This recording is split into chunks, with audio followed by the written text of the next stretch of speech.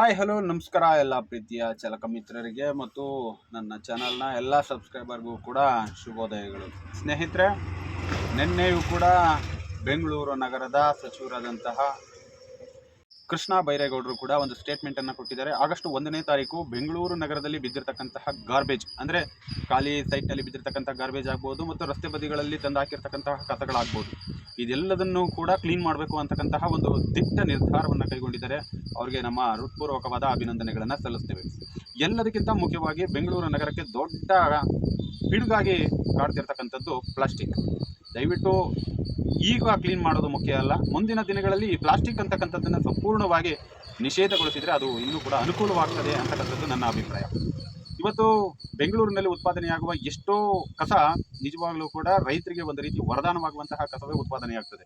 ಆದರೆ ಇದನ್ನು ತಗೊಂಡೋಗಿ ನೇರವಾಗಿ ರೈತರು ತನ್ನ ಭೂಮಿಯಲ್ಲಿ ಹಾಕಿ ಫಲವತ್ತಾದ ಭೂಮಿಯನ್ನು ಮಾಡೋದಕ್ಕೆ ಆಗೋದಿಲ್ಲ. ಏಕೆಂದರೆ ಇದರಲ್ಲಿ ಅತಿ ಹೆಚ್ಚಿನ ಪ್ಲಾಸ್ಟಿಕ್ಕೇ ತುಂಬಿ ತುಳುಕ್ತಾ ಇರೋದ್ರಿಂದ ಇದನ್ನು ಭೂಮಿಗೆ ನೇರವಾಗಿ ಸೇರಿಸೋದಕ್ಕೆ ಆಗ್ತಾ ಇಲ್ಲ.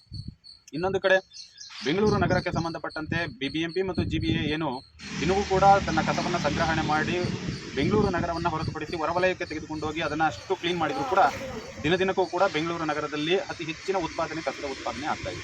ಇದೆಲ್ಲದಕ್ಕಿಂತ ಮುಖ್ಯವಾಗಿ ಕಾರಣ ಇರ್ತಕ್ಕಂಥದ್ದು ಪ್ಲಾಸ್ಟಿಕ್ ಅಂತಕ್ಕಂತಹ ಮಹಾಭೂತ. ಏಕೆಂದರೆ ತಮ್ಮೆಲ್ಲರಿಗೂ ಕೂಡ ಗೊತ್ತಿರ್ಬೋದು, ಇವತ್ತು 10 ರೂಪಾಯಿಗೆ ಒಂದು ವಸ್ತುವನ್ನು ಖರೀದಿ ಮಾಡಿದ್ರೂ ಕೂಡ ಅದನ್ನು ಮನೆಗೆ ತೆಗೆದುಕೊಂಡು ಹೋಗೋದಕ್ಕೆ ಪ್ಲಾಸ್ಟಿಕ್ನ ಅವಶ್ಯಕತೆ ಅಷ್ಟು ಬಹುಮುಖ್ಯವಾಗಿದೆ. ಅದೆಲ್ಲದಕ್ಕಿಂತ ಮುಖ್ಯವಾಗಿ ಲೇಸ್ನಂತಹ ಪ್ಯಾಕೆಟ್ಗಳು ಕೂಡ, ಕುರ್ಕುರೆ ಅಂತ ಪ್ಯಾಕೆಟ್ಗಳು ಕೂಡ 5 ರೂಪಾಯಿಗೆ ಸಿಗುವಂತಹ ಪ್ಲಾಸ್ಟಿಕ್ಕು ಕೂಡ ಬಹುದೊಡ್ಡ ಬೆಂಗಳೂರು ನಗರಕ್ಕೆ ಒಂದು ಮಾರಕವಾಗಿ ಪರಿಣಾಮವನ್ನು ಬೀರ್ತಾ ಇದೆ. ಒಂದು ಕಡೆ ಆರೋಗ್ಯವೂ ಕೂಡ ಕೆಟ್ಟರೆ, ಇನ್ನೊಂದು ಕಡೆ ಪರಿಸರವೂ ಕೂಡ ಕೆಟ್ಟು ಹೋಗ್ತಾ ಇದೆ.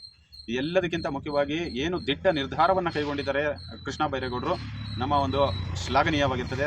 ದಯವಿಟ್ಟು ನಾನು ಒಂದು ವಿಚಾರವನ್ನು ಮಾನ್ಯ ಸಚಿವರಲ್ಲಿ ಕೇಳ್ಕೊಳ್ತಕ್ಕಂಥದ್ದು, ಈ ಒಂದು ದಿಟ್ಟ ನಿರ್ಧಾರಕ್ಕೆ ಕೇವಲ ಸರ್ಕಾರಿ ಅಧಿಕಾರಿಗಳು ಮತ್ತು ಮಹಾಪೌರರನ್ನು ಬಳಕೆ ಮಾಡೋದಕ್ಕಿಂತಲೂ ಕೂಡ ಸ್ವಯಂ ಸೇವಕರು ಅಂತ ಬಹಳಷ್ಟು ಜನ ಬೆಂಗಳೂರು ನಗರದ ಅಭಿವೃದ್ಧಿಗೋಸ್ಕರ ತುಂಬ ಜನ ಕಾಯ್ತಾ ಇರ್ತಾರೆ.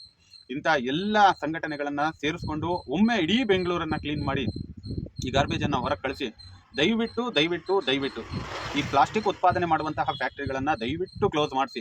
ಅಂದರೆ ಕೇವಲ ಅಸ್ತ್ರಗಳು ಮಾರಾಟಗಾರರ ಮೇಲೆ ಬೀಳೋದಕ್ಕಿಂತಲೂ ಮೂಲವಾಗಿ ಎಲ್ಲಿ ಉತ್ಪಾದನೆ ಆಗುತ್ತೋ ಅಲ್ಲಿನಿಂದಲೇ ನಾವು ಇದನ್ನು ಕಡಿವಾಣ ಹಾಕ್ಕೊಳ್ತಾ ಬಂದರೆ ನಿಜವಾಗ್ಲೂ ಬೆಂಗಳೂರಿನಲ್ಲಿ ಉತ್ಪಾದನೆಯಾಗುವ ಕಸ ಮುಂದೊಂದು ದಿನ ಈ ಭೂಮಿಗೆ ಫಲವತ್ತಾದಂತಹ ಗೊಬ್ಬರವಾಗಿ ಪರಿಣಾಮ ಬೀರೋದ್ರ ಜೊತೆಯಲ್ಲಿ ಒಂದು ಉತ್ತಮವಾದಂತಹ ಭೂಮಿಯನ್ನು ಕಟ್ಟಬಹುದು. ಕೇವಲ ಪ್ಲಾಸ್ಟಿಕ್ಕನ್ನು ನಾವು ಎಷ್ಟೇ ವರ್ಷಗಳು ಕೂಡ ಅದನ್ನು ಬಳಸಿ ಭೂಮಿಗೆ ಬಿಸಾಡ್ರೂ ಕೂಡ ನೀರು ಇಂಗಿಕೆ ಕಡಿಮೆಯಾಗಿ ಬೆಂಗಳೂರು ನಗರ ಅಲ್ಲ, ಮುಂದೊಂದು ದಿನ ಇಡೀ ಭೂಮಿಗೆ ಮಾರಕವಾಗುವಂತಹ ಒಂದು ವಸ್ತುವಾಗಿರೋದ್ರಿಂದ ಇವತ್ತು ನೀವು ಯಾವುದೇ ಗಾರ್ಬೇಜ್ ಆಗಿರ್ತಕ್ಕಂತಹ ಜಾಗಗಳನ್ನು ನೋಡಿದರೂ ಕೂಡ ಆ ಎಲ್ಲ ಜಾಗಗಳಲ್ಲೂ ಕೂಡ ಅತಿ ಹೆಚ್ಚಿನ ಉತ್ಪಾದನೆಯ ಜಾಗವನ್ನು ತೆಗೆದುಕೊಂಡಿರ್ತಕ್ಕಂಥದ್ದೇ ಈ ಪ್ಲಾಸ್ಟಿಕ್ ಅನ್ನುವಂತಹ ಒಂದು ಮಹಾಮಾರಿ.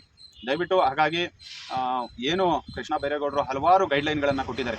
ಖಾಲಿ ಸೈಟ್ಗಳಿರ್ತಕ್ಕಂಥದ್ದು ಮತ್ತು ಖಾಲಿ ಬಿಲ್ಡಿಂಗ್ ಕಟ್ಟುವಂತಹ ಜಾಗಗಳಲ್ಲಿ ಬಿದ್ದಿರ್ತಕ್ಕಂಥ ಕಸ ಹಾಕ್ಬೋದು, ಹಲವಾರು ಗೈಡ್ಲೈನ್ಗಳನ್ನ ಕೊಟ್ಟಿದ್ದಾರೆ. ಆ ಎಲ್ಲವನ್ನು ಕೂಡ ಬೆಂಗಳೂರು ನಗರದಲ್ಲಿರ್ತಕ್ಕಂತಹ ಎಲ್ಲ ಪ್ರತಿಯೊಬ್ಬ ನಾಗರಿಕರು ಕೂಡ ಕೈ ಜೋಡಿಸಿ ಬೆಂಗಳೂರನ್ನು ಒಮ್ಮೆ ಸ್ವಚ್ಛ ಮಾಡಿ ಒಂದು ಸುಂದರವಾದ ನಗರವನ್ನು ಸುಂದರವಾಗಿ ಬದುಕುಗೋಸ್ಕರ ಕಟ್ಟಿಕೊಡೋಣ ಅಂತೇಳಿ ನಾನು ಈ ಮೂಲಕ ನಿಮ್ಮಲ್ಲಿ ಮನವಿಯನ್ನು ಮಾಡ್ಕೊಳ್ತಾ ಇದ್ದೇನೆ. ಸ್ನೇಹಿತರೆ, ಧನ್ಯವಾದಗಳು.